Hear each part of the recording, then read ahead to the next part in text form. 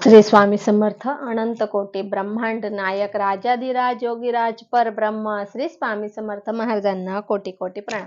तसंच माझी ही व्हिडिओ जे सेवेकरी बघतायत त्यांना श्री स्वामी समर्थ. बघा मंडळ, आजच्या व्हिडिओमध्ये आपल्याला सर्व आहे आणि हा पाडव्याचा दिवस म्हणजे आपल्या मराठी वर्षातील पहिला दिवस असतो. मराठी वर्ष ह्या दिवसापासून सुरू होत असतं.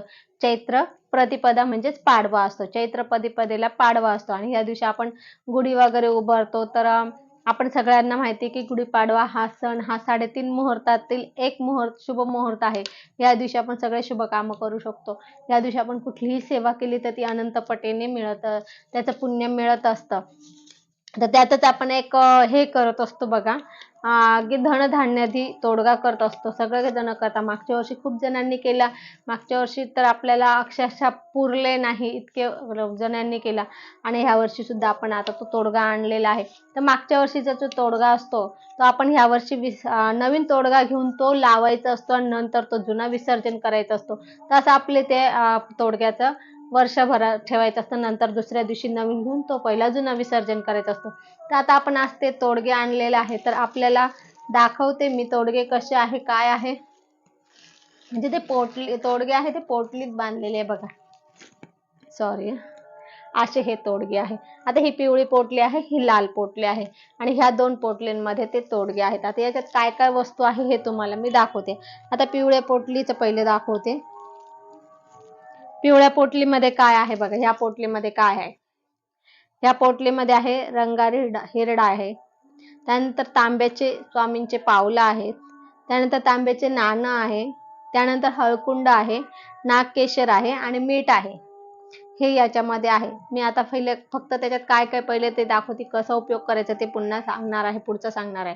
तर याच्यामध्ये हे आहे, पुन्हा सांगते, रंगारी हिरडा, तांब्याची पावले आहे स्वामींची, तांब्याचे नाणं आहे, हळकुंड आहे, नागकेशर आहे आणि मीठ आहे.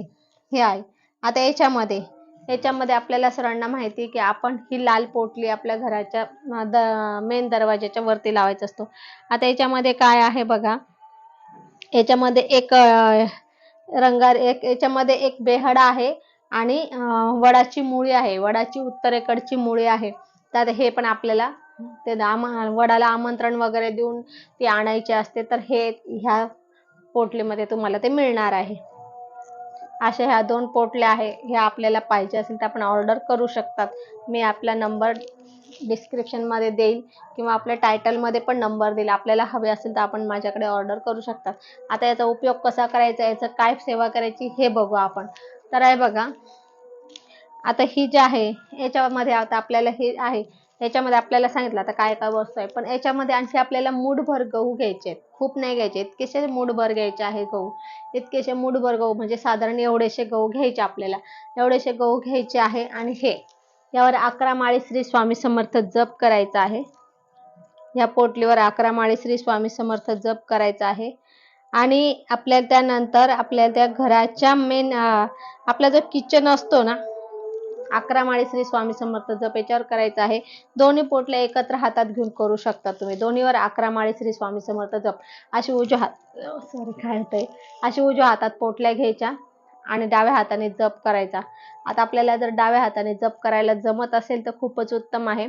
नसेल तर आपण जप काउंटर आहे त्याच्याने करू शकता. काय करायचं, खाली 2 अगरबत्त्या लावायच्या आणि हे असं हातात धरायचं आणि 11 माळी श्री स्वामी समर्थ जप करायचा. त्यानंतर 1 माळ नवार्णव मंत्र जप करायचा. 1 माळ नवार्णव मंत्र आणि 11 माळी श्री स्वामी समर्थ जप हे करायचं. त्यानंतर तुम्ही हे डिश मध्ये ठेवायचं. हे डिश मध्ये ठेवायचं आहे. त्यानंतर आपल्याला आता आपण पहिले याच्यामध्ये मूठभर गहू आणि ही पोटली घेतली. त्यानंतर हे 2 घेतलं. त्यानंतर सेवा झाली की मग तुम्ही हे स्वामींपुढे ठेवायचं. थोडा वेळ स्वामींपुढे ठेवायचं, 15-20 मिनिटं. त्यानंतर ही जी पोटली आहे ही घराच्या ही घराच्या किचन मध्ये आपली वरती तुम्ही कुठे पण लावा. किचन मध्ये शक्यतो ईशान्यालाच लावा. त्याचा खरं प्रवाह हा ईशान्य आहे, ईशान्याला लावा. जर नाहीच हे झालं तर तुम्ही सेंटरला आपला फॅन वगैरे असतो तिथं कडी असते तिथे लावा. नाही तर मग ठेवू शकता कुठे. परंतु त्याचा जो इफेक्ट आहे तर तुम्ही जर ईशान्याला ठेवलं तर त्याचा इफेक्ट तुम्हाला लवकर मिळेल आणि जास्त मिळेल. तर हे याचं म्हणजे असं आहे. त्याच्याने हा धनधान्यादी तोडगा आहे. तर हा जर आपण घरात लावला किचनमध्ये, तर आपल्याला वर्षभर अन्नधान्याला कधीही कमी पडत नाही, पैशाला कमी पडत नाही, अन्नधान्य पुरतं.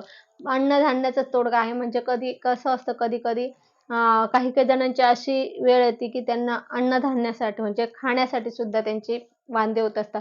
पण अशांनी हा तोडगा नक्की करावा आणि सगळ्यांनीच करावा खरं, पण अशांनी तर नक्की करावं तर आणि अनुभव सुद्धा घ्यावा. ज्यांना अन्नधान्याची अडचण असते नेहमी, त्यांनी करून जर हा तोडगा वरती लावला तर याच्या नक्कीच त्यांना अनुभव येतील. कारण की ज्यांच्याकडे आहे खूप, त्यांना काही त्याचा अनुभव आला तरी त्यांना समजणार नाही. पण ज्यांच्याकडे नाहीये, त्यांना नक्कीच त्याचा अनुभवची जाणीव होईल. म्हणून आपण हा तोडगा सगळ्यांनीच लावावा. प्रत्येकाने हे दोन्ही तोडगे आपल्या हा मेन दरवाजाच्या वरती लावायचा, हा किचनमध्ये लावायचा आहे. तर प्रत्येकाने हा लावावा. मागच्या वर्षीचा जुना विसर्जन करायचा आणि हा जे आहे, हा आपल्या मेन दरवाजाच्या वरती लावायचा आहे. आता हा तोडगा कशासाठी आहे? हा आपल्या घराच्या संरक्षणासाठी आहे. घराच्या संरक्षणासाठी आहे. आजारपणापासून आपलं रक्षण करतो आणि आपल्या परिवाराचं आजारपणापासून किंवा वाईट नजरेपासून संरक्षण करत असतो. आता याच्यामध्ये काय आहे? याच्यामध्ये वड्याची मुळी आहे. वड्याची मुळी आपल्याला सर्वांना माहिती की आपण मागच्या व्हिडिओ सांगितलेलं होतं की वडाची मुळी कशी आणावी लागते. त्याच्यासाठी पण आपल्याला विधिवत नक्षत्र वगैरे शुभ नक्षत्र बघावं लागतं. शुभ नक्षत्राला वडाला आदल्या दिवशी आमंत्रण द्यावं लागतं आणि वडाला आमंत्रण देऊन त्याची पूजा करून आमंत्रण द्यावं लागतं की अशा अशा कामासाठी तुझी मला उत्तरेकडची मुळी हवी आहे, मला ते घेण्याची परवानगी दे, असं तसं. त्यानंतर दुसऱ्या दिवशी ती मुळी तोडावी लागते. त्याला पण दोन्ही वेळा शुभ मुहूर्त लागत असतं. शुभ मुहूर्त, शुभ वेळ आणि त्याची हे असते 3 इंचाची मुळी लागत असते त्याला. म्हणजे आपल्यासाठी 3 इंचाचीच मुळी पाहिजे राहते. म्हणून ह्या पोटलीमध्ये सगळे ते विधिवत सगळ्या गोष्टी आहे. या दोन्हीही पोटलीमध्ये सगळ्या विधिवत गोष्टी आहे. त्यामुळे तुम्हाला इकडे तिकडे काही जायची गरज नाही. फक्त ह्या पोटल्या घ्यायच्या आहे, तुम्ही हातात ठेवायच्या, त्याच्यावर 11 माळी श्री स्वामी समर्थ जप, 1 माळ नवार्णव मंत्र जप करायचा आहे आणि 1 माळ नवार्णव मंत्र जप करून मग ते आपण पाडव्याच्या दिवशी ही सेवा करायची आहे आणि पाडव्याच्या दिवशी हे आपल्याला पोटल्या लावायच्या आहे. ह्या दोन्हीही पोटल्या आपल्याला त्याच दिवशी लावायच्या आहे आणि त्याच दिवशी ह्या पोटल्या लावल्यानंतर म्हणजे ह्या पोटल्या लावायच्या अगदी आपण आता ही लावताना ती काढून घेणार. जसं आपण एखादी वस्तू ठेवायची असते तर पहिले ते जागा रिकामी करतो, तसंच आपल्याला ही पोटली ठेवताना त्याच वेळेला काढायची आहे ती आणि ही पण लावताना त्याच वेळेला काढायची आहे.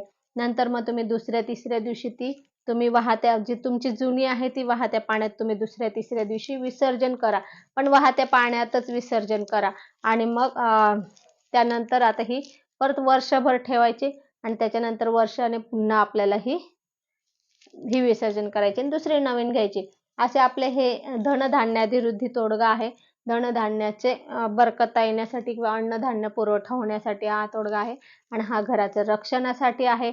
घराच्या परिवारातून म्हणजे आपल्या परिवाराचे रक्षण करण्यासाठी, परिवारातील कोणाचेही आजारपण याच्यापासून आपलं दूर होणार आहे. कारण की याच्यात वड्याची मुळे एक याचं वैज्ञानिक पण आहे कारण आणि एक आध्यात्मिक पण कारण आहे. तर त्यामुळे ही म्हणूनच आपण मेन दरवाजाच्या वरती लावतो की दरवाजाचं संरक्षण, आपल्या दरवाजाचं संरक्षण झालं म्हणजे आपल्या घराचं संरक्षण होतं ना, आपल्या घराचं संरक्षण झालं म्हणजे आपलं संरक्षण होतं आणि ह्याच्यामुळे आपल्याला आजारपणापासून पण आपल्याला दूर राहणार आहे. बरेचसे आजार आपल्या म्हणजे कसं असतं निगेटिव्ह ऊर्जामुळे आजार होत असतात आपल्याला बरेचसे, तर किंवा बाहेरून येणारी काय म्हणतात दूषित हवा वगैरे त्याच्यामुळे होत असतात. तर ह्याच्यापासून आपलं रक्षण करणार आहे ही. म्हणून आपल्याला ही मेन दरवाजाच्या वरती लावायची आहे आणि ही किचनच्या ईशान्य कोपऱ्यात लावायची आहे. जर तुमच्याकडे ईशान्य कोपरा नसेल तर तुम्ही कुठेही लावू शकता, पण शक्यतो किचनच्या ईशान्येला लावा. तर असा हा आपला धनधान्य वृद्धी तोडगा आहे. हा आपण नक्की घ्या आणि त्याचा अनुभव घ्या आणि आपण घ्या, आपल्या इतरांना पण सांगा, म्हणजे आपल्या फ्रेंडला वगैरे पण सांगा, म्हणजे त्यांनाही आपल्यामुळे त्यांच्याही घरात बरकत येईल. तर असो आज आपण इथेच थांबू. झालेली सेवा स्वामींच्या चरणी अर्पण करू. आपल्याला जर माझी ही व्हिडिओ आवडली असेल तर लाईक, शेअर, कमेंट करा. माझ्या चॅनलला सबस्क्राईब करा. श्री स्वामी समर्थ.